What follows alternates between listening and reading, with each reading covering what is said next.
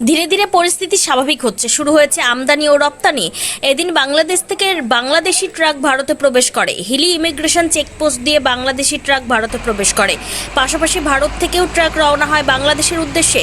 ধীরে ধীরে দুই দেশের আমদানি রপ্তানির স্বাভাবিক পর্যায়ে চলছে। দুই দেশের সীমান্ত রক্ষা বাহিনী বিজিবি ও বিএসএফ এর পক্ষ থেকে চলছে কড়া নজরদারি। ভারতে প্রবেশ ও বাংলাদেশে যাওয়া ট্রাকগুলোকে বিএসএফ কড়া নজরদারি করছে। বিভিন্ন বাংলাদেশি ট্রাক পণ্য নিয়ে ভারতে প্রবেশ করছে, চলছে আমদানি। এদিন ঠিক এমনই ছবি ধরা পড়ল ক্যামেরায়।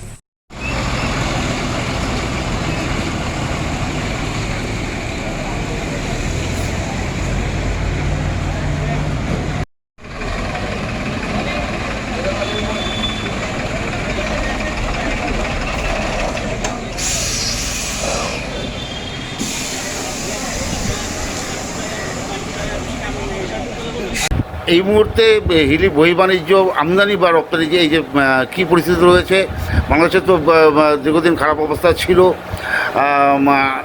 রপ্তানি বন্ধও ছিল প্রথম তারপর কাঁচামাল গিয়েছিল। এই মুহূর্তে অবস্থা কী রয়েছে? আজকে সকাল থেকে বাংলাদেশে স্বাভাবিকভাবেই আমাদের হিলি বন্দর দিয়ে আমদানি ও রপ্তানি দুটোই স্বাভাবিকভাবে এক্সপোর্ট হয়েছে। কোনো দিক থেকে কোনো অসুবিধা হয়নি। প্রথমে কাঁচামালগুলো চলে গেছে, তারপরে সমস্ত রকম পণ্য ইয়ে হয়েছে, এক্সপোর্টও হয়েছে এবং ইম্পোর্টও হয়েছে। মানে এই মুহূর্তে স্বাভাবিক? হ্যাঁ, এই মুহূর্তে স্বাভাবিক।